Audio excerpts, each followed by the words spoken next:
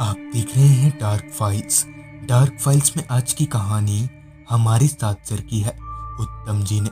तो चलिए बढ़ते हैं आज की इस कहानी की ओर। आज की इस वीडियो में आगे बढ़ने से पहले अगर आपने अभी तक डार्क फाइल्स चैनल को सब्सक्राइब नहीं किया है तो कर लें और ऐसे ही और वीडियोस के लिए देखें अनहोनी। मेडिकल कॉलेज में लंबी ट्रेनिंग के बाद आखिर में वो वक्त आ ही गया जब मुझे मेरे घर से थोड़ी ही दूर पर एक हॉस्पिटल की तरफ से मुर्दा घर में डिसेक्शन का यानी कि पोस्टमार्टम करने का काम मिल गया। हालांकि मेरी ट्रेनिंग खत्म हो चुकी थी, मगर बावजूद इसके पता नहीं क्यों शुरुआती कुछ हफ्तों में मैं थोड़ा डर सा रहा था।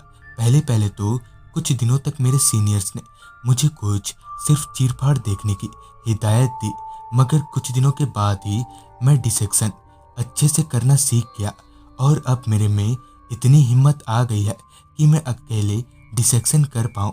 हालांकि मेरी डे शिफ्ट थी, जिस वजह से मुझे अब तक कोई परेशानी पेश नहीं आ रही थी। ऐसे ही वहाँ काम करते करते कई हफ्ते बीत गए और इन 2-4 हफ्तों में मैंने 2-4 अच्छे दोस्त भी बना लिए जो कि मेरे साथ ही काम किया करते थे।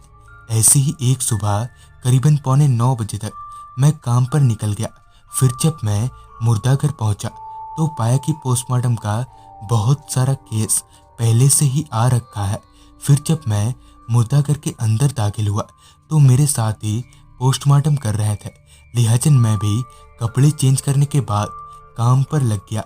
ऐसे ही सारी बॉडीज का डिसेक्शन करते करते आसमान पर सूरज की जगह चांद ने ले ली। फिर सारे बॉडीज का डिसेक्शन करने के बाद हम लोग मुर्दा घर से बाहर निकले खुली हवा खाने के लिए। हम लोग अभी मुर्दा घर के बाहर वाली सीढ़ियों में बैठकर बातें कर ही रहे थे कि इतने में ही एक एम्बुलेंस मुर्दा घर के पास आकर रुकी, जिनमें से 2 बॉडीज को निकालकर मुर्दा घर के अंदर ले जाया गया। जिस पर मैंने एक लंबी सी मुस्कान के साथ कहा, लो आ गया मेहमान। जिस पर मेरे एक दोस्त राघव ने कहा, यार ऐसे मजाक नहीं उड़ाते। इस पर मैंने ठहाका लगाते हुए कहा, क्यों भाई, ये मुर्दे क्या बिगाड़ लेंगे मेरा। जिस पर मेरे एक दोस्त बबलू ने कहा, तुझे डर नहीं लगता। जिस पर मैंने कहा, किस बात का डर भाई, इन मुर्दों से कैसा डर। मैंने अभी ये कहा ही था कि राघव बोला, अच्छा तो तू डरता नहीं है, तो एक काम करके बता मुझे।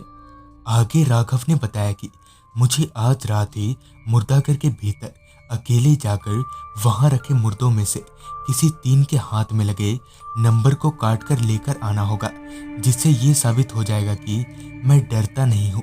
इस पर मैंने बिना कुछ सोचे समझे ही हाँ कर दिया और फिर वापस मुर्दाघर के भीतर आ गए हम लोग। थोड़ी देर पहले एम्बुलेंस में आए उन बॉडी का डिसेक्शन करने के वास्ते। थोड़ी देर बाद उन दोनों बॉडीज का डिसेक्शन करके हम लोग अपने अपने घर की तरफ चल दिए। घर पहुंचकर मैंने खाना खाया और फिर फ़ोन में रात 1:30 बजे का अलार्म लगाकर सो गया। फिर जब मेरी आंख खुली तो मेरे फ़ोन का अलार्म बज रहा था। मैं झट से उठा और फ़ोन का अलार्म बंद किया। मुंह धोकर कपड़े पहनने के बाद मैं मुर्दाघर की तरफ रवाना हो गया। रास्ता ऐसे खाली था जैसे कि कर्फ्यू लग गया हो। ना ही कोई इंसान और ना ही कोई गाड़ी नजर आ रही थी। रास्ते पर आवारा कुत्ते मुझे देखकर लगातार भौंके जा रहे थे। अकेला होने की वजह से मुझे थोड़ा डर तो लग ही रहा था। हालांकि मुझे भूत प्रेत जैसी चीज़ों से डर नहीं लग रहा था। अगर डर लग रहा था तो सिर्फ चोर उचक्कों से। जब मैं चलकर मुर्दाघर के पास पहुंचा तो पाया कि कार्ड मुर्दाघर के बाहर टेबल पर बैठकर सो रहा है।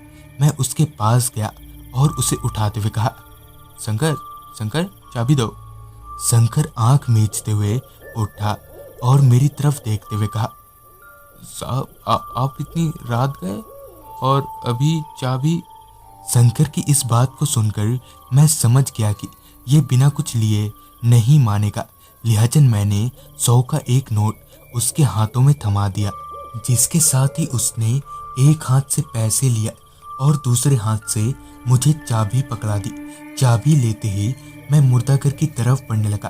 ताला खोलकर मैंने धीरे से मुर्दाघर का दरवाजा खोला और फिर अंदर दाखिल होते ही दरवाजा बंद कर दिया। साथ ही अपने संग लाए बैटरी टॉर्च को ऑन किया और लाइट का स्विच ऑन किया, मगर लाइट चालू नहीं हुई। शायद बिजली गुल हो गई। खैर, मैं टॉर्च की रोशनी के सहारे स्ट्रेचर पर रखे उन मुर्दों की तरफ बढ़ने लगा। दोस्तों के बीच तो मैं बड़ी बड़ी बात बोलकर आया था, मगर अब मुझे भी थोड़ा डर सा लगने लगा था। रात के अंधेरे में मुर्दा घर के भीतर कुछ नजर नहीं आ रहा था, सिवाय सफेद चादरों को छोड़कर, जो कि लाश के ऊपर ढके हुए थे। मैं सामने रखे लाश के पास गया। उसके हाथों में बंधे नंबर को घर से लाए हुए कैंची से काटने लगा। मैं अभी उसके हाथ में बंधी रस्सी को काट ही रहा था कि तभी मुझे एक आवाज सुनाई दी, जैसे कि कोई स्ट्रेचर अपने आप ही हिला हो। मैंने झट से टॉर्च की रोशनी उस तरफ घुमाई जहां से वो आवाज आई थी, मगर वहां तो सब कुछ नॉर्मल ही था। मैं जल्दी जल्दी रस्सी काटने लगा। पहले लाश के हाथों से रस्सी काटने के बाद मैं दूसरे लाश के पास पहुंचा और जल्दी जल्दी उसके हाथों से भी नंबर वाली रस्सी काटने लगा।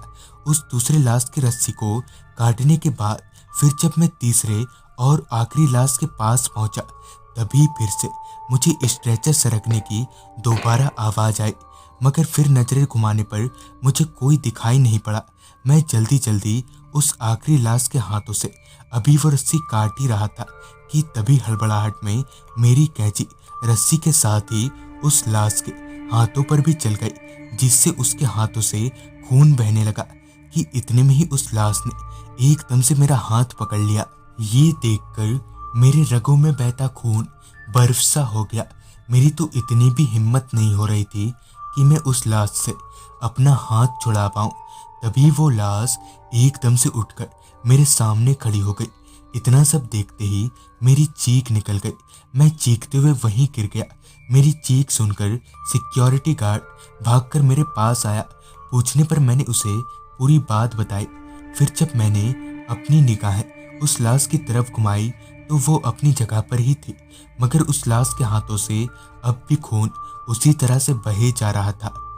तो दोस्तों, ये थी उत्तम जी की भेजी गई कहानी। अगर आपके पास भी ऐसी कोई कहानियां हैं तो हमारे साथ जरूर शेयर करें। तो मैं आर्यन जल्दी ही मिलूंगा आपसे ऐसी ही एक कहानी के साथ।